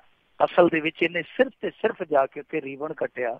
ਉਹ ਸਾਰਾ ਪ੍ਰੋਜੈਕਟ ਸੀਗਾ ਜਿਹੜਾ ਮਨਮੋਹਨ ਸਿੰਘ ਦੀ ਸਰਕਾਰ ਵੇਲੇ ਤਿਆਰ ਹੋਇਆ ਸੀਗਾ ਜੀ। ਇਹਨੇ ਸਿਰਾ ਆਪਣੇ ਸਿਰ ਤੇ ਬੰਨ ਲਿਆ। ਇੱਕ ਵਾਰੀ ਵੀ ਨਾਂ ਨਹੀਂ ਲਿਆ ਕਿ ਮਨਮੋਹਨ ਸਿੰਘ, ਕਿਉਂਕਿ ਦੂਸਰੇ ਤਾਂ ਦੇਖੋ ਇਹਨਾਂ ਨੂੰ ਰੜਕਦੇ ਹੋਣਗੇ, ਪਰ ਮਨਮੋਹਨ ਸਿੰਘ ਨੇ ਤਾਂ ਕੋਈ ਇਹੋ ਜਿਹਾ ਆਪ ਕੰਮ ਨਹੀਂ ਨਾ ਕੀਤਾ। ਠੀਕ ਆ, ਉਹਦਾ ਕਸੂਰ ਇਹਨਾਂ ਕੋ ਗਿਣ ਸਕਦੇ ਆ ਆਪਾਂ ਕਿ ਉਹ ਉਸ ਟੀਮ ਦੀ ਕਪਤਾਨੀ ਕਰਦਾ ਪਿਆ ਸੀ ਜਿਸ ਟੀਮ ਦੇ ਵਿੱਚ ਇੱਕ ਵੀ ਵਿਦਾਗਰ ਨਹੀਂ ਸੀ ਹੈਗਾ ਸ਼ਾਇਦ, ਪਰ ਇਹਦਾ ਮਤਲਬ ਇਹ ਤੇ ਨਹੀਂ ਹੈਗਾ ਕਿ ਉਹ ਦਾਗੀ ਸੀਗਾ। ਉਹਦਾ ਨਾਂ ਵੀ ਨਹੀਂ ਲਿਆ। ਉੱਥੇ ਫਿਰ ਕਸ਼ਮੀਰ ਦੇ ਵਿੱਚ ਇੱਕ ਸੁਰੰਗ ਬਣਾਈ ਸੀ ਬਹੁਤ ਲੰਮੀ ਚੌੜੀ, ਉੱਥੇ ਗਏ ਪ੍ਰਧਾਨ ਮੰਤਰੀ ਸਾਹਿਬ, ਉੱਥੇ ਵੀ ਸਿਹਰਾ ਆਪਣੇ ਸਿਰ ਤੇ ਕਲਗੀ ਆਪਣੇ ਸਿਰ ਤੇ ਧਰ ਲਈ, ਜਦ ਕਿ ਉਹ ਵੀ ਪ੍ਰੋਜੈਕਟ ਸਾਰਾ ਸੀਗਾ UPA ਸਰਕਾਰ ਦਾ ਸੀਗਾ। ਇਸ ਤਰ੍ਹਾਂ ਦੇ ਜਾਨੀ ਦੂਜਿਆਂ ਦੇ ਮੁੰਡਿਆਂ ਦੇ ਮੱਥੇ ਤੇ ਆਪਣਾ ਟੈਗ ਜਾ ਕੇ ਚਿਪਕਾਉਣ ਦਾ ਸਾਡਾ ਪ੍ਰਧਾਨ ਮੰਤਰੀ ਬਹੁਤ ਵੱਡਾ ਸ਼ੌਂਕ ਰੱਖਦਾ। ਹੁਣ ਆਹ ਜਿਹੜੀਆਂ ਦੋ ਚੀਜ਼ਾਂ ਵਾਪਰੀਆਂ ਨੇ ਬੜੀਆਂ ਦਿਲਚਸਪ ਵਾਪਰੀਆਂ। ਪ੍ਰਧਾਨ ਮੰਤਰੀ ਅੱਜ ਇੱਥੇ ਇੱਕ ਬਹੁਤ ਵੱਡੇ ਆਯੁਰਵੇਦ ਸੈਂਟਰ ਦਾ, ਜਿਹਨੂੰ ਅਖਿਲ ਭਾਰਤੀ ਆਯੁਰਵੇਦਿਕ ਸੰਸਥਾਨ ਕਿਹਾ ਜਾਂਦਾ, ਉਹਦਾ ਉਦਘਾਟਨ ਕਰ ਗਿਆ। ਜਦ ਕਿ ਉਹਨਾਂ ਦੀ ਵੈਬਸਾਈਟ ਤੇ ਜਾ ਕੇ ਜੇ ਤੁਸੀਂ ਦੇਖੋਗੇ ਤਾਂ ਉਹਨਾਂ ਦੀਆਂ OPD ਸੇਵਾਵਾਂ ਜਿਹੜੀਆਂ 2010 ਤੋਂ ਚੱਲਦੀਆਂ ਪਈਆਂ, ਔਰ ਉਸ ਸਮੇਂ ਦਾ ਜਿਹੜਾ ਸਿਹਤ ਮੰਤਰੀ ਸੀਗਾ ਉਹ ਉਹਦਾ ਉਦਘਾਟਨ ਕਰਕੇ ਗਿਆ ਸੀਗਾ ਜੀ। ਤੁਸੀਂ ਆਪ ਅੰਦਾਜ਼ਾ ਲਾ ਲਓ ਕਿ ਜਿਸ ਚੀਜ਼ ਦਾ ਉਦਘਾਟਨ 2010 ਦੇ ਵਿੱਚ ਹੋ ਸਕਿਆ ਤੇ ਉਸ ਸਮੇਂ ਦਾ ਜਿਹੜਾ ਸਿਹਤ ਮੰਤਰੀ ਸੀਗਾ ਉਹ ਆਪਣੇ ਹੱਥਾਂ ਦੇ ਨਾਲ ਉਹਦਾ ਉਦਘਾਟਨ ਕਰਕੇ ਗਿਆ ਹੋਵੇ, ਉਹਨੂੰ ਦੁਬਾਰਾ ਫੇਰ ਇਹ ਕਹਿ ਕੇ ਕਿ ਇਹ ਜੀ ਅਸੀਂ ਰਾਸ਼ਟਰ ਕੋ ਸਮਰਪਿਤ ਕਰਨ ਲੱਗੇ ਹਾਂ। ਤੁਸੀਂ ਆਪ ਅੰਦਾਜ਼ਾ ਲਓ ਜੇ ਉਦਘਾਟਨ ਕਰ ਜਾਵੇ ਪ੍ਰਧਾਨ ਮੰਤਰੀ, ਕਿੱਡੀ ਨਮੋਸ਼ੀ ਵਾਲੀ ਗੱਲ ਆ। ਕਮਾਲ ਦੀ ਗੱਲ ਤੇ ਇਹ ਆ ਕਿ ਭਾਰਤੀ ਜਨਤਾ ਪਾਰਟੀ ਨੇ ਇਹਨਾਂ ਨੇ ਤੇ ਰਾਸ਼ਟਰ ਕੋ ਸਮਰਪਿਤ ਕਿਹਾ, ਇਹਨਾਂ ਨੇ ਪ੍ਰੈਸ ਨੋਟ ਜਿਹੜਾ ਜਾਰੀ ਕੀਤਾ ਪ੍ਰੈਸ ਦੇ ਨਾਮ ਤੇ, ਉਹਦੇ ਚ ਉਦਘਾਟਨ ਹੀ ਲਿਖ ਦਿੱਤਾ, ਜਦਕਿ ਉਦਘਾਟਨ ਤੇ 2010 ਦੇ ਵਿੱਚ ਹੋ ਚੁੱਕਾ।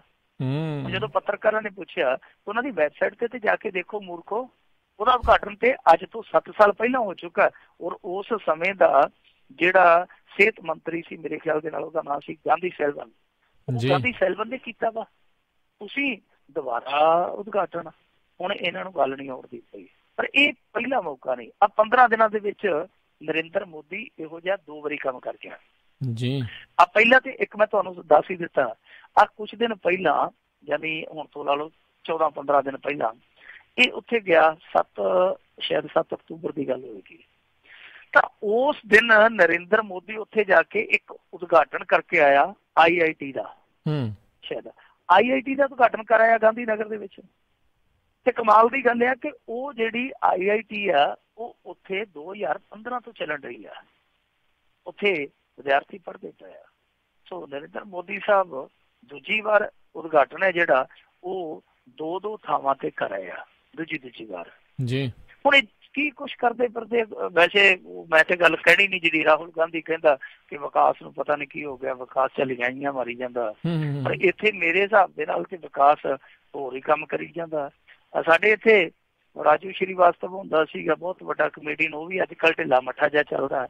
ਕਪਿਲ ਸ਼ਰਮਾ ਦਾ ਸ਼ੋਅ ਬੰਦ ਹੋ ਗਿਆ।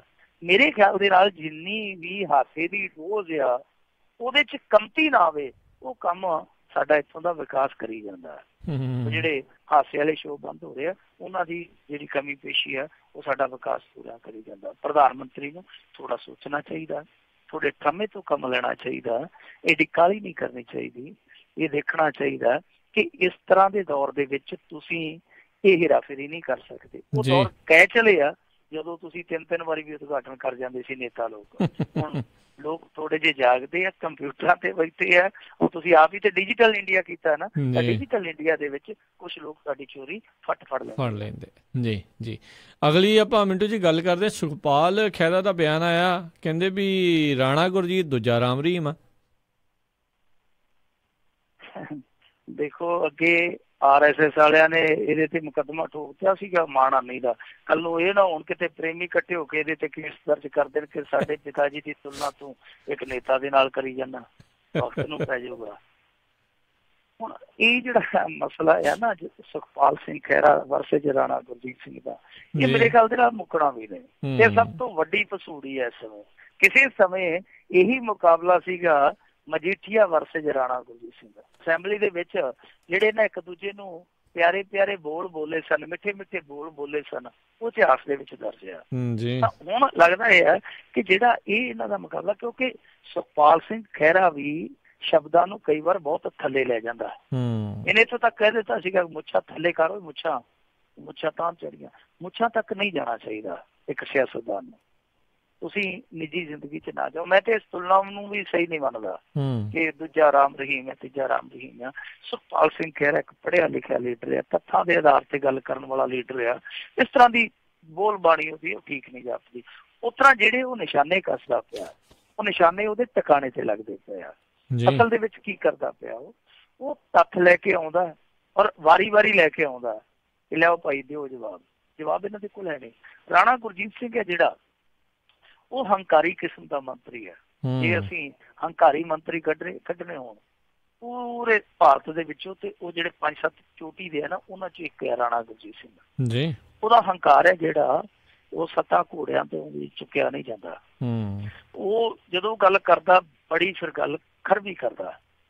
ਪਰਸੋਂ ਪੱਤਰਕਾਰ ਨੇ ਪੁੱਛਿਆ ਕਿ ਜਿਹੜਾ ਸੁਖਪਾਲ ਸਿੰਘ ਖਹਿਰਾ ਤੁਹਾਡੇ ਤੇ ਦੋਸ਼ ਲਾਉਂਦਾ, ਉਹ ਕਹਿੰਦਾ ਉਹ ਕੀ ਉਹ ਪਾਗਲ ਹੈ, ਮੈਂ ਉਹਦਾ ਕੀ ਜਵਾਬ ਦੇਵਾਂ, ਮੈਂ ਯਾਰ ਕੀ ਜਵਾਬ ਦੇਵਾਂ। ਉਹ ਇਸ ਤਰ੍ਹਾਂ ਬੋਲਦਾ। ਪੱਤਰਕਾਰਾਂ ਨੂੰ ਜਿੱਦਾਂ ਪੈਂਦਾ ਨਾ, ਜਿਵੇਂ ਉਹਦੇ ਨੌਕਰ ਹੁੰਦੇ ਆ, ਉਹ ਇਸ ਤਰ੍ਹਾਂ ਪੈਂਦਾ ਪੱਤਰਕਾਰਾਂ ਨੂੰ। ਉਹੋ ਜਿਹੇ ਪੱਤਰਕਾਰ ਆ, ਇਹੋ ਜਿਹੇ ਬੰਦੇ ਦੇ ਕੋਲ ਜਾਣਾ ਹੀ ਨਹੀਂ ਚਾਹੀਦਾ। ਆਪੇ ਤੁਰਿਆ ਫਿਰੇ, ਕਿਉਂਕਿ ਉਹਨੂੰ ਜ਼ਰੂਰਤ ਹੈ ਨਾ ਲੋਕਾਂ 'ਚ ਸਫਾਈ ਦੇਣ ਦੀ। ਆਪੇ ਦੇਵੇ ਲੋਕਾਂ 'ਚ ਸਫਾਈ ਜਿੱਦਾਂ ਮਰਜ਼ੀ ਦੇਵੇ। ਸੋ ਜਿਹੜੀ ਆਹ ਚੀਜ਼ ਆ ਕਿ ਸੁਖਪਾਲ ਸਿੰਘ ਖਹਿਰਾ ਕਰਦਾ ਪਿਆ, ਸੁਖਪਾਲ ਸਿੰਘ ਖਹਿਰਾ ਵਾਰ-ਵਾਰ ਉਹ ਤੱਥ ਕੱਢ ਕੇ ਲਿਆਉਂਦਾ ਪਿਆ ਜੋ ਮਾਈਨਿੰਗ ਦੇ ਨਾਲ ਜੁੜੇ ਆ, ਜਿਹੜੀ ਬੋਲੀ ਹੋਈ ਆ।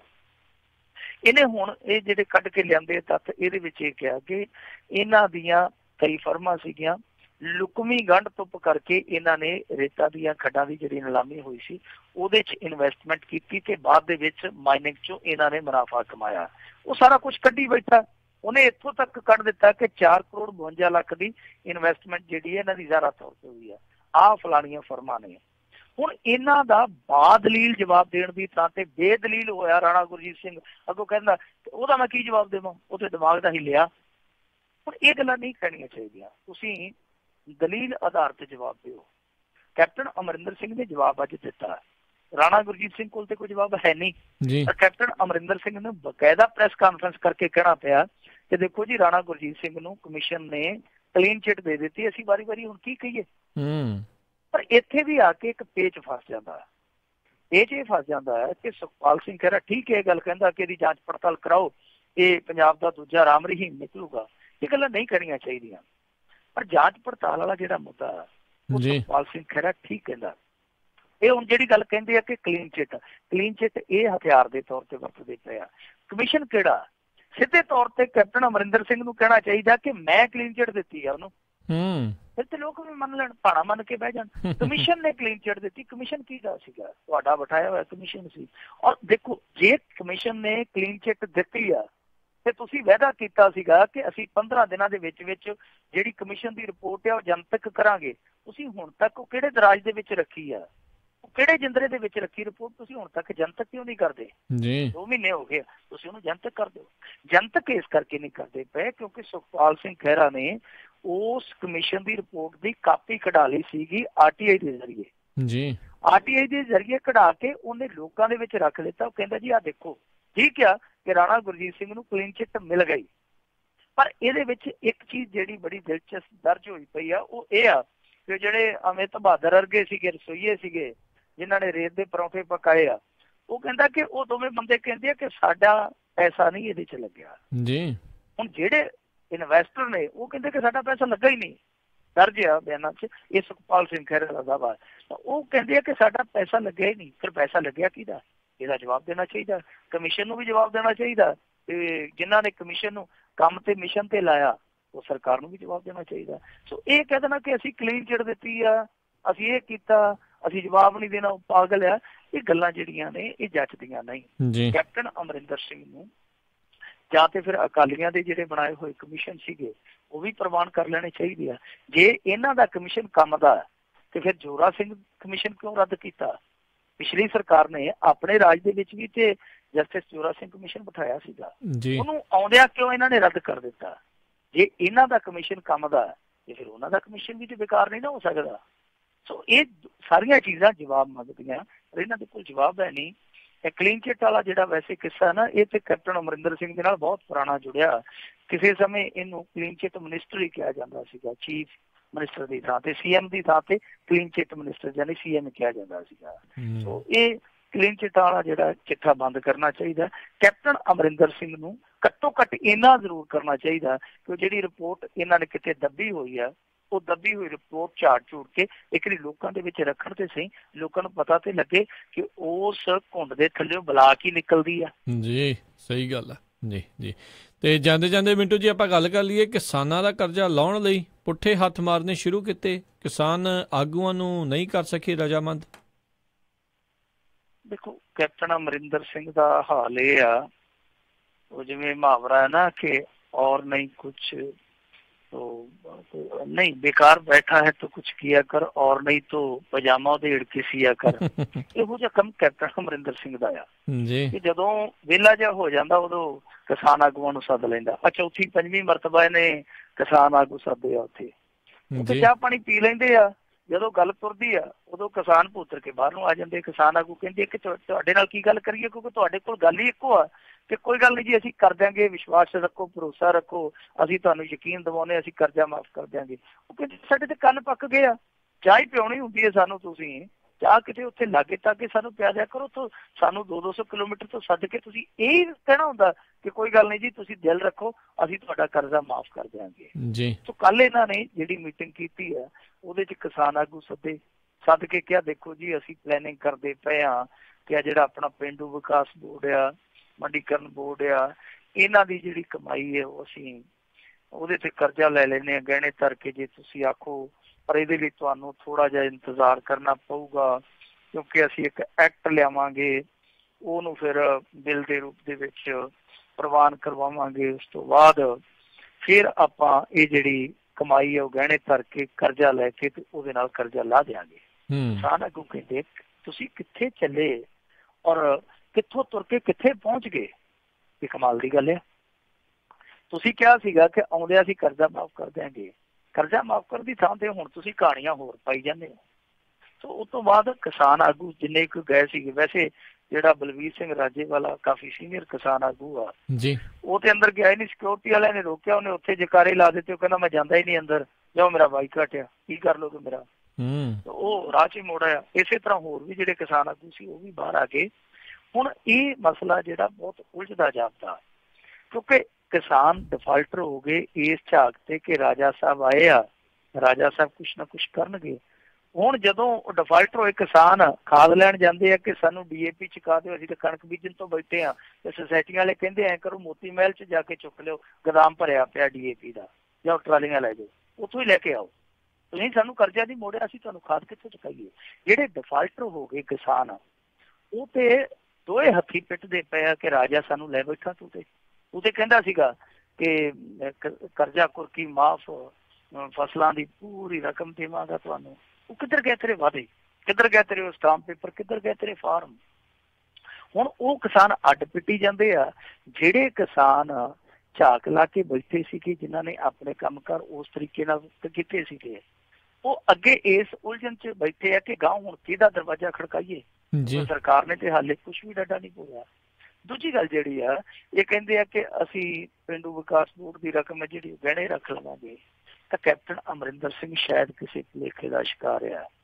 ਸਾਨੂੰ ਪੱਤਰਕਾਰਾਂ ਨੂੰ ਇਸ ਗੱਲ ਦਾ ਪਤਾ ਹੈ ਕਿ ਜਿਹੜੀ ਪੇਂਡੂ ਵਿਕਾਸ ਬੋਰਡ ਵਾਲੀ ਸਕੀਮ ਆ ਉਹ ਇਹਨਾਂ ਦੀ ਕਦੇ ਵੀ ਕਾਮਯਾਬ ਨਹੀਂ ਹੋਣੀ, ਕਿਉਂਕਿ ਉਹ ਪੇਂਡੂ ਵਿਕਾਸ ਬੋਰਡ ਵਾਲੀ ਸਕੀਮ ਦੇ ਤੇ ਪਕੌੜੇ ਪਹਿਲਾਂ ਹੀ ਸੁਖਬੀਰ ਸਿੰਘ ਬਾਦਲ ਨੇ ਵੇਚੇ ਹੋਏ ਆ। ਉਹ ਜਿਹੜੀ ਸਕੀਮ ਆ ਉਹ ਪਹਿਲਾਂ ਹੀ ਉਹਨਾਂ ਨੇ ਗਿਰਵੀ ਰੱਖ ਦਿੱਤੀ ਸੀਗੀ, ਬਿਲਕੁਲ ਗਹਿਣੇ ਰੱਖ ਕੇ ਉਹਨਾਂ ਨੇ ਕਰਜ਼ਾ ਲੈ ਲਿਆ ਸੀ, ਔਰ ਹਰੇਕ ਸਾਲ ਉਹਦੀ ਕਮਾਈ ਦੇ ਵਿੱਚੋਂ 1000 ਕਰੋੜ ਦੀ ਕਿਸ਼ਤ ਜਾਂਦੀ ਹੈ। ਕੀ ਕਰੋਗੇ ਤੁਸੀਂ? ਤੁਹਾਡੇ ਕੋਲ ਲੈ ਦੇ ਕੇ ਇੱਕ ਨਹਿਰਾਂ ਬਚਦੀਆਂ ਪੰਜਾਬ ਦੀਆਂ, ਕਿਸੇ ਬੈਂਕ ਨਾਲ ਗੱਲ ਕਰ ਲਓ, ਜੇ ਉਹ ਨਹਿਰਾਂ ਰੱਖਦੇ ਆ ਬੈਂਕ ਕੋਲ ਪ੍ਰੋਪਰਟੀ ਦੇ ਤੌਰ ਤੇ ਰੱਖ ਕੇ ਕਰਜ਼ਾ ਲੈ ਲਓ, ਇਹੀ ਹੋ ਸਕਦਾ। ਜਾਂ ਮੋਦੀ ਤੋਂ ਪੁੱਛ ਲਓ ਤੇ ਰੇਲ ਪਟੜੀਆਂ ਰੱਖ ਦਿਓ ਕਹਿੰਦੇ ਕਿਸੇ ਕੋਲ, ਹੋਰ ਤੁਹਾਡੇ ਕੋਲ ਕੁਛ ਨਹੀਂ ਬਚਿਆ।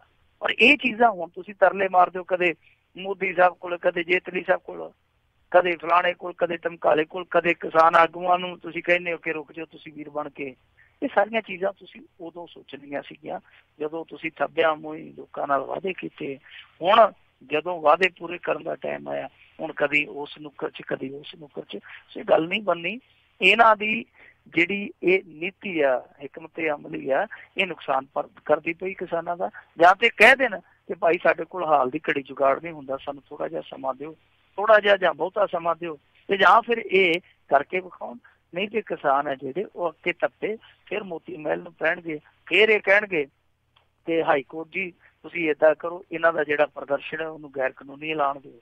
ਫਿਰ ਉਹੀ ਸਿਆਪਾ, ਉਹੀ ਤੁਣਤਣੀ ਦੇ ਰਾਗ। ਉਹਦੇ ਨਾਲ ਚੰਗਾ ਕਿ ਇਸ ਮਾਮਲੇ ਦੇ ਵਿੱਚ ਕੁਛ ਨਾ ਕੁਛ ਕਰਕੇ ਦਿਖਾ ਦੇਣਾ। ਜੀ ਜੀ, ਤੇ ਬਹੁਤ ਬਹੁਤ ਧੰਨਵਾਦ ਮਿੰਟੂ ਜੀ ਤੁਹਾਡਾ, ਤੁਸੀਂ ਸਾਡੇ ਨਾਲ ਜੁੜੇ ਇਹਨਾਂ ਖਬਰਾਂ ਬਾਰੇ ਸਾਨੂੰ ਵਿਸਤਾਰ ਜਾਣਕਾਰੀ ਦਿੱਤੀਆਂ। ਅਗਲੀ ਵਾਰ ਤੱਕ ਲਈ ਬਹੁਤ ਬਹੁਤ ਧੰਨਵਾਦ, ਬੜੀ ਮਿਹਰਬਾਨੀ। ਸਤਿ ਸ੍ਰੀ ਅਕਾਲ ਜੀ। ਸਤਿ ਸ੍ਰੀ ਅਕਾਲ ਜੀ। ਤੇ ਸਰੋਤਿਓ, ਇੱਥੇ ਹੀ ਸਾਡਾ ਅੱਜ ਦਾ ਇਹ ਪ੍ਰੋਗਰਾਮ ਸਮਾਪਤ ਹੈ। ਮਿਲਾਂਗੇ ਅਗਲੇ ਬੁਲੇਟਿਨ 'ਚ। ਉਦੋਂ ਤੱਕ ਲਈ ਮੇਰੇ ਵੱਲੋਂ ਵੀ ਤੁਹਾਨੂੰ ਸਾਰਿਆਂ ਨੂੰ ਬਹੁਤ ਪਿਆਰ ਸਤਿਕਾਰ ਸਹਿਤ ਦੋਨੋਂ ਜੋੜ ਕੇ ਸਤਿ ਸ੍ਰੀ ਅਕਾਲ। ਜਿਹਨੇ ਵਾਸਤੇ ਰਹੋ, ਹੱਸਦੇ ਖੇਲਦੇ ਰਹੋ, ਸੁਣਦੇ ਰਹੋ ਪੰਜਾਬੀ ਰੇਡੀਓ USA।